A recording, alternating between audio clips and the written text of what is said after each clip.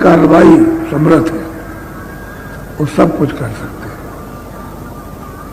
कर विनाश करने का किसी को भी अधिकार नहीं है, क्योंकि उसके परे वो जाते नहीं। तो जो उसके परे जाएगा वो कर्म नाश करेगा, उसके परे नहीं जाएगा तो कर्म कभी नहीं नाश हो सकता। तो जब हम शरीर में बंधे हुए पंचभौतिक में, तो सूरत इसमें फंसी है, अब इससे नहीं निकलती। कैसे निकलेगी? इसी में फंसी, और इससे फिर इसमें फंस गया। ये भी तो जड़ चीजें हैं, इनमें फंस गए तो वहां से कैसे सिमटेगी? नहीं निकलती। लेकिन जब भजन करते हो तो धीरे धीरे धीरे धीरे वो सिमट करके सब यहाँ आते हो, तो कहते हो हमारा ये सब सुन हो गया, सुन हो गया, इधर का कुछ ख्याल नहीं रहा। जब भजन बनने लगता है और आवाज सुनाई देने लगती है और दिखाई देने लगता है, तो इधर का सब ध्यान टूट जाता है, सब हट जाता है, फिर उधर हो जाता है, तो सिमटाव होता है। जब सिमटाव होता है तो कहते हैं ये सब काम नहीं करते, ये बिल्कुल ऐसे हो जाते हैं जैसे मुर्दा, जैसे इनमें कोई जान है ही नहीं, निरस। अब चेतनता रहेगी तब तो एक बार काम करेंगे, हरकत करेंगे, और चेतनता नहीं रहेगी तो हरकत नहीं होगी, तो सिमटाव होता है।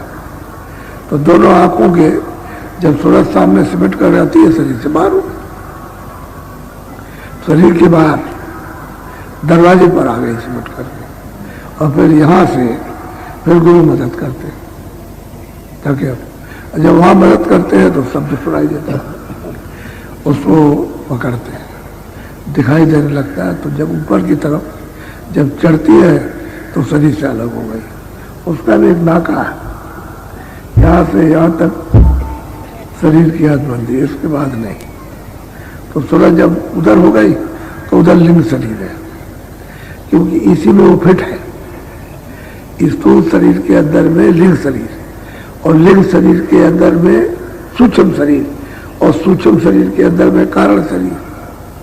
तो जब ऊपर से जब सूरत आई है तो उसने कारण शरीर कपड़े को पहना, और जब नीचे उतारी गई तो सूक्ष्म, तो त्रिकुटी में कारण,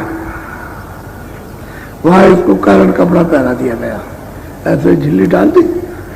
लेकिन कुछ ऐसा नहीं मालूम हुआ कि कोई उसके ऊपर है, पर पर्दा पड़ गया, बहुत बारीक पर्दा, जैसे चश्मा लगाइए तो दिखाई तो सब देता है, लेकिन सामने चश्मा लगा है, ऐसे ही पर्दा पड़ गया उसके ऊपर में कारण शरीर। जब सहतल कमल में आई तो वहां सूक्ष्म कपड़ा डाल दिया, अब उससे थोड़ा सा मोटा, वो बहुत बारीक था, ये उससे थोड़ा सा बारीक तो ये भी है। और जब नीचे उतारी गई सहतल कमल से नीचे, तो स्वर्ग वैकुंठ में इस पर लिंग कपड़ा डाल दिया, अब वो सूर्य ज्यादा मोटा है। और जब यहाँ पिंड में लाई गई तो ये स्थूल है, 4 कपड़ों में बंध गई है, स्थूल है, लिंग है, और सूक्ष्म है, और कारण है। तो अब उसमें अब वही कपड़ा इसमें आ गया, तीनों इस तरीके। जब निकलेंगे तो बस अपना अपना छोड़ेंगे, ये छोड़ देगा, फिर ऊपर में लिंग छोड़ देगा, फिर ऊपर में सूक्ष्म छोड़ेगा, और त्रिकुटी में कारण छोड़ देगा। जब कारण छोड़ देगा तो सूरज आजाद होगा कर्मों से, चाहे पाप हो चाहे पुण्य हो, कुछ भी हो, कोई कर्म सबसे अलग हो जाएगा, तब गुणातीत हो जाएगा, इन सबसे परे हो गए। फिर वो जब परे हो जाएंगे तो शब्द की धार में हो जाती है। इतने कपड़े कोई पार करने वाला हो तब तो उनके कर्मों को माफ कर सकता है, और पार नहीं आता जाता है तो माफ नहीं कर सकता, वो भोगेगा, वो बच नहीं सकता। तो कहते हैं कि ऐसे समृद्ध पुरुष की जरूरत है कि वो मिल जाए सौभाग्य से। अभी तो अपने अपने भाग की बात है कि जीव वहां तक पहुंच जाए सोच समझ करके, कुछ अपनी बुद्धि तो कम से कम काम में ले, तो सोच रही तो वहां तक पहुंचे तो काम बने। तो घाट पर बैठ करके तब मतलब यह है कि फिर गुरु कार्रवाई करते हैं, क्योंकि बाहर में बगैर दरवाजे के गुरु की कार्रवाई नहीं हो पाती। तो वास्तव में जो दया लेना चाहिए वो दया नहीं मिल पाती, क्योंकि घाट पर सुरक्षित बैठी। अब ये घाट को छोड़ के मन इसको बुद्धि और चित्त खींचे खींचे इंद्रियों के दरवाजों पर, भोग विलासों में, तमाम वासनाओं में, इसमें ये लिप्त है तो भागता फिरता, कभी आंख पर, कभी कान पर, कभी नाक पर, कभी किसी पर, कभी इंद्री पर, कभी इधर कभी उधर भागता फिरता है, 9 दरवाजे उन पर चारों तरफ, तो स्थिर होता नहीं है, तो कार्रवाई नहीं हो पाती। जब उसको घेर के ले आएंगे और दोनों आंखों के सामने तिल पर जब उसको एकाग्र करेंगे, एकत्रित करेंगे, तो कार्रवाई शुरू कर देंगे। इसीलिए जोर देते रहते, कुछ करो कुछ करो कुछ करो, चेत के करो, को थोड़ा सा 2 मिनट रोको, 4 मिनट रोको, 10 मिनट रोक लो, थोड़ा रोकने की कोशिश करो, तो ये भागता रहता। तो असल में बात यह है कि आप में भूख नहीं है, प्यास नहीं है, अभी दर्शन दीदार की, इस जगत से छुटकारा पाने की अभी आपके अंदर तड़प नहीं है, उसको पाने की प्यास नहीं लगी, उसी में देर होती। लेकिन सत्संग सुनते सुनते प्यास भी लग जाएगी, भूख भी लग जाएगी और तड़प भी आ जाएगी सत्संग बगैर उसको। बोलो, तो ये बात का ये ध्यान रखो कि उनके एक शब्द के कितने माने। एक ही शब्द लीजिए तो उसको कहते नहीं आप, और उसका पूरा नहीं होगा। इसलिए भजन करो, जो गुरु ने नामदान दिया है उसका भजन। घाट पर बैठ करके, और तो मतलब यह है कि जो सो गया है, आप सो गए उसकी तरफ से, तो आप धीरे से लग करके जाग जाओ। शब्द तो हो ही रहा, नाम तो हो रहा, नाम तो कभी बंद होता नहीं है, वो तो तुम्हारे ऊपर में पर्दे पड़े हुए, इसकी वजह से अचेत हो गए। अब गुरु चिता लेंगे, वो जगा लेंगे, लेकिन बैठे तो रहो सामने, सामना मत छोड़ो, इधर उधर हो जाओगे तो फिर बड़ा। तो सत्संग मुख्य है, बगैर सत्संग के कोई नहीं जान सकता, किसी को नहीं मिल सकता। और सत्संग के साथ सेवा, सेवा के साथ भजन, बस ये सत्संग सेवा भजन, सत्संग सेवा भजन। बोलो, मिली नर देह यह तुमको, बनाओ काज कछु अपना। कहते नरदेह जो आपको मिली है, ये इसी लिए मिली है कि भवसागर से इस जीव को पार कर दो, इस सूरत को ले जाओ। दूसरा पार करने का कोई सदी नहीं है। इस मृतलोक में सबसे महान और ऊंचा और अमोला 84 का ये पूरा चक्कर काटने के बाद ये मिलता है। जब तक पूरा चक्कर नहीं काट लोगे, अपने अपने कर्मों का पूरा हिसाब, छोटे से छोटा बड़े से बड़ा, तब तक फिर नरदेही नहीं मिलेगी। तो इतना चक्कर काटने के बाद आपको नरदेही मिली, अब जगह पर आ गए, तो कहते हैं इससे कुछ काम करो अपने लिए, यानी सूरत के लिए। तो सूरत तो चेतन है और जड़ तो है नहीं, और सूरत कोई मन नहीं है, कोई बुद्धि नहीं, कोई चित्त नहीं है, कोई अहंकार नहीं। ये सब चीजें अपने अपने स्थान की है। ये मसाला है, ये हमको दिया गया काम के लिए, जैसे ये दिया गया काम के लिए, ऐसे ही मसाला दे दिया गया।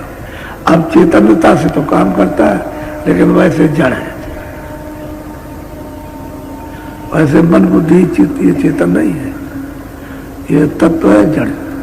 लेकिन जहां ये चेतनता है वहां चेतन हो रहा, उस चेतन के साथ तो इनका भंडार है। जब ऊपर से सूरत उतरेगी तो पहले तो अकेली आई है शब्द के साथ, जब उतरेगी तो साथ साथ जब कपड़ा पहनाया जाएगा तो ये दिया जाएगा। कपड़े इसलिए पहनाया जाता है कि शब्द, स्पर्श, रूप, रस, गंध 5 चीजें, इसका बोझ शुरू हो गया। शब्द का बोझ, स्पर्श का बोझ, स्पर्श कर दिया, रूप का रूप दिखाई दे रहा, सुगंधी है और रस है, मिठास, इन सब चीजों का बोध होने लगता है। ये चीजें मिली। जब नीचे कपड़ा, इसको और नीचे उतार करके कपड़ा पहना गया, तो इसके साथ में मन, बुद्धि और चित्त और अहंकार 4 और लगा दिए।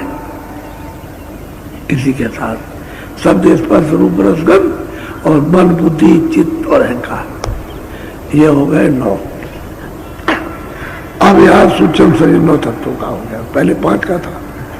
और फिर और जब नीचे उतारा स्वर्ग बैठुन में, तो लिंग शरीर 17 तत्वों का। उसके साथ क्या किया? 10 इंद्रिया और मन, बुद्धि, चित्त और अहंकार, 10 4 14। और रजोगुण, तमोगुण, सतोगुण, ये 17 तत्वों का ये लिंग शरीर है। और जब यहां मृतलोक में यहां उतारा तो खाली 5 तत्व, जल, पृथ्वी, अग्नि, वायु, आकाश, उसका ये खोल है, ये यहां का। तो कहते हैं मिली नर्दे, तुमको अब की बनाओ कुछ काज अपना। कहते अपना काम कुछ करो, तुम जिधर से आए हो उन्हीं को उलट चलो। लेकिन उल्टोगे कैसे? कोई जानकार उल्टा हुआ मिले, कोई जानकार अनुभवी को मिल जाए तो उसके पास जाओ। अब खोज करते रहोगे कोई तो नहीं मिल जाएंगे। अगर कोई आदमी निकले कि भाई मैं चलता हूँ कहीं खोजूंगा, तलाश करूंगा, तो उसकी खोज व्यर्थ नहीं है, वो वहीं जाके रुकेगा। मुझे मालूम है जब मैं खोज रहा था तो एक त्रिकालदर्शी पंडित मिले, कह लगे देखो मैं त्रिकालदर्शी हूँ, मुझसे जो पूछना हो पूछ लो। तो हमने कहा महाराज हम कुछ पूछना तो कुछ नहीं चाहते, आप ईश्वर बताइए। कह देखो असली बात यह है कि तुम ये हो, बताओ। तो मुझे उनके बताने पर बड़ी श्रद्धा हुई। तो उन्होंने साफ कहा कि देखो ऐसा है कि जिस चीज की तुम तलाश करते हो वो मेरे पास नहीं है। वैसे मैं तुमको त्रिकालदर्शी को बता दूंगा, लेकिन वो चीज मेरे पास नहीं है, क्योंकि मेरे पास तुम रोक नहीं सकते हो, तुमको दूसरी चीज की तलाश है। और ये बता सकता हूं कि कितने दिन में मिल जाएगी, 6 महीने के अंदर में आपको मिल जाएगा, ये उन्होंने बताया। तो बस कह लगे आप ऐसे ही, आप सब जगह ऐसे ही तलाश करते रहो, खोजते रहो, और वो 6 महीने के अंदर आपको मिल जाएगी, ये हम बता देते आपको, लेकिन मेरे पास नहीं है। और तुम मेरे पास रोक भी नहीं सकते हो, मैं अगर रोक लूँ तो नहीं रोकूंगा, क्योंकि वो चीज है नहीं हमारे पास। और 6 महीने मिलेगी। तो तलाश करते करते करते 6 महीने पूरे नहीं हुए और स्वामी जी महाराज मिल गए। सही बताया था। कहने का मतलब ये है कि खोज करते रहो, और जो चीज की खोज है